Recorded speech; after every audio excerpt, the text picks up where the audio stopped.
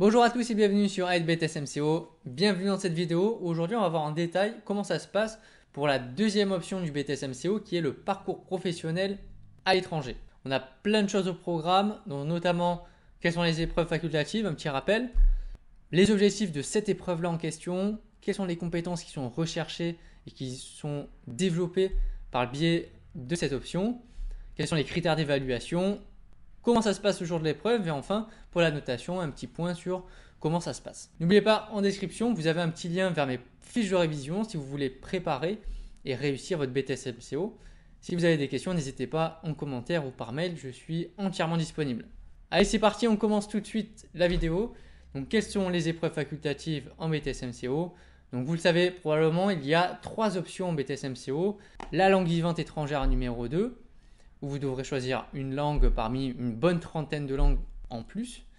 Le parcours professionnel à l'étranger qu'on va voir aujourd'hui. En fait, vous allez faire votre période de stage ou d'alternance dans une entreprise étrangère et vous avez l'option entrepreneuriat. Quels sont les objectifs principaux de cette épreuve-là? On a un petit résumé justement des objectifs. Donc globalement, elle s'attache à évaluer la capacité d'analyse du candidat ainsi que son adaptabilité à des contextes professionnels et culturels hors France. Donc l'objectif, c'est d'effectuer déjà ces stages en dehors de la France. Et là, vous voyez la durée minimum cumulée, c'est de 2 mois de stage au minimum. Après, vous pouvez faire 3 mois, 4 mois, ça dépendra bien sûr de l'organisation aussi de l'entreprise, de l'organisation de l'école où vous êtes. Parce que vous ne pouvez pas faire une période de stage indéterminée non plus. Et notamment, l'objectif aussi, c'est de mettre en place vos compétences, vos activités de vos différents dossiers professionnels à l'étranger, puisque le stage, vous n'allez pas le faire en France, donc vous allez le faire à l'étranger. Étant donné que vos dossiers professionnels se font en entreprise, il va falloir les faire en entreprise étrangère également. Donc les dossiers pro, je vous rappelle, c'est UE41 pour DRCV et UE42 pour ADOC. Pareil, sur LBTS MCO, vous avez mes propres dossiers qui sont disponibles si vous voulez vous en inspirer, trouver des idées rapidement. C'est très intéressant. Donc en plus de devoir faire un dossier pour préparer l'option, il faut penser à faire vos propres dossiers professionnels quand vous serez à l'étranger. Quelles sont maintenant les compétences qui vont être recherchées? Donc il y a pas mal de choses, vous voyez ici, qui vont être évaluées. Déjà, le stage d'observation des pratiques étrangères dans le commerce et la vente vont bien sûr être évalués. C'est-à-dire que l'entreprise va porter une évaluation sur votre comportement, comment est-ce que vous vous êtes comporté, comment est-ce que vous avez appris, est-ce que vous avez réussi à bien mettre en pratique ce qui était demandé. Donc il y aura une grille d'évaluation de la part de l'entreprise.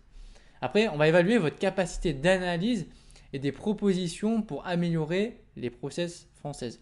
Vous allez devoir faire un comparatif notamment entre ce qui se passe à l'étranger et ce qui se passe en France, puisque on a des mœurs qui sont complètement différents, des habitudes de travail et de consommation qui sont complètement différentes aussi. Donc il va falloir analyser et montrer ce qui se passe à l'étranger et ce qui se passe en France pour pouvoir en tirer une conclusion et voir comment est-ce qu'on pourrait améliorer les process français par rapport à l'étranger.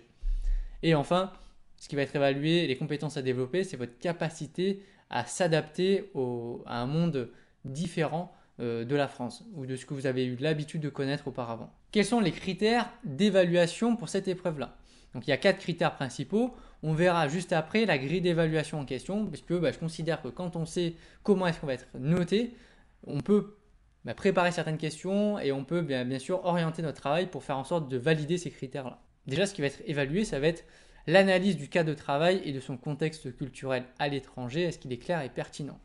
Donc analyser le cadre du travail à l'étranger. Après, ce qui va être évalué, c'est les comparaisons des pratiques professionnelles en France et en dehors de la France. Est-ce qu'elles sont objectives et elles révèlent les liens avec les contextes culturels? Donc bien sûr, vous allez établir des contextes culturels différents qui aura un impact forcément sur la manière de travailler. Donc il faut réussir à faire un lien entre les deux. Est-ce que les propositions de transposition de pratiques professionnelles sont réalistes et cohérentes? Vous allez devoir à un moment donné prendre une activité ou quelque chose qui est fait à l'étranger pour pouvoir l'adapter en France et pourquoi est-ce qu'on pourrait l'adapter en France et qu'est-ce que ça apporterait. Et enfin, on va bien sûr évaluer vos efforts d'adaptation lors du séjour à l'étranger. Petit point très rapide, c'est sur les grilles d'évaluation. Vous aurez plusieurs documents à remplir. Déjà, le premier à remplir, c'est ce document-là qui fait référence déjà au stage. Donc là, en l'occurrence, c'est le parcours professionnel à l'étranger, mais vous voyez, comme tout étudiant, il va falloir remplir une attestation de stage pour valider votre stage et votre nombre de semaines. Vous devez faire au minimum 2 mois cumulés de stage à l'étranger. Après, c'est qu'une partie administrative. Vous allez remplir votre encart pour le stagiaire, l'encart de l'établissement, celui de l'entreprise étrangère et celui du tuteur qui vous a pris en charge quand vous étiez dans l'entreprise étrangère. Donc ça, c'est une grille d'évaluation qui sera remplie par le tuteur en entreprise. Donc, est-ce que le candidat arrivait à comprendre ce qu'on lui demandait de faire? Est-ce qu'il arrivait à s'exprimer, à se faire comprendre par les autres? Est-ce qu'il a réalisé son activité professionnelle? Et est-ce qu'il a eu des bonnes capacités à s'adapter aux contraintes étrangères de l'entreprise? Donc ça, c'est une grille d'évaluation qui sera remplie par le tuteur de l'entreprise d'accueil à l'étranger. Maintenant, quelles sont les modalités d'évaluation le jour de l'épreuve pour cette option? Donc, vous devrez revenir bien sûr avec la grille d'évaluation qu'on a parlé juste avant, qui est réalisée par l'entreprise d'accueil. Et vous devrez revenir avec un dossier professionnel qui fait environ 8 à 10 pages. Dans la grille d'évaluation, on en a parlé juste avant. C'est le tuteur qui va remplir sur les différentes items qui sont notés dans ce tableau. On l'a déjà vu. Vous pouvez faire pause si vous voulez le lire en détail. Le but, c'est que le tuteur va évaluer la capacité d'apprentissage, de compréhension, de communication et d'adaptation. Et dans le dossier de 8 à 10 pages, vous allez devoir faire un dossier qui sera articulé en 4 parties. Donc une première partie où vous allez analyser le cadre culturel et de travail de l'entreprise à l'étranger, qui est forcément différent qu'en France. Vous allez devoir faire une étude comparative des pratiques professionnelles qui se font à l'étranger et qui se font en France pour pouvoir voir ce qui est similaire et ce qui est complètement différent. Vous allez devoir faire une troisième partie où vous allez présenter une activité professionnelle en particulier qui pourrait être dupliquée en France. Donc vous avez observé une manière de faire, une activité qui est faite à l'étranger. Pourquoi pas l'adapter en France et comment l'adapter? Quels seraient aussi les avantages à importer cette méthode-là à la France? Et enfin, quatrième point, quels ont été vos efforts d'adaptation pour pouvoir vous adapter au monde culturel, aux mœurs de l'entreprise étrangère? Le jour de l'examen, vous allez devoir prévoir de revenir avec aussi des annexes, un peu comme les dossiers ad hoc et des RCV, pour pouvoir justifier ce que vous avez mis dans votre dossier et apporter bien sûr des explications supplémentaires et l'intégralité de votre travail. Maintenant, comment ça se passe à l'oral? Une fois que vous avez créé votre dossier numérique, il va falloir après passer à l'oral. L'oral va durer 20 minutes. Dans cet oral-là, il y aura deux parties. Donc une première partie de 10 minutes où vous allez présenter votre dossier et globalement ce que vous avez fait pendant votre stage à l'étranger. Et une deuxième partie où vous allez échanger ensuite avec le jury qui va revenir probablement sur des points de votre dossier, qui va vous interroger sur comment ça s'est passé en entreprise, qui va vouloir avoir en tout cas plus de précision. Et même, il pourrait même vous demander qu'est-ce que vous envisagez à l'avenir, est-ce que vous envisagez de faire une carrière à l'international, etc.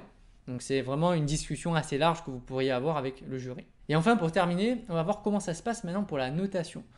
Comme toute option, la notation, c'est des points bonus pour les options. C'est-à-dire que si vous avez au-dessus de 10, tous les points au-dessus compteront en plus dans la somme totale des points que vous avez obtenus avec l'ensemble des matières du BTS MCO.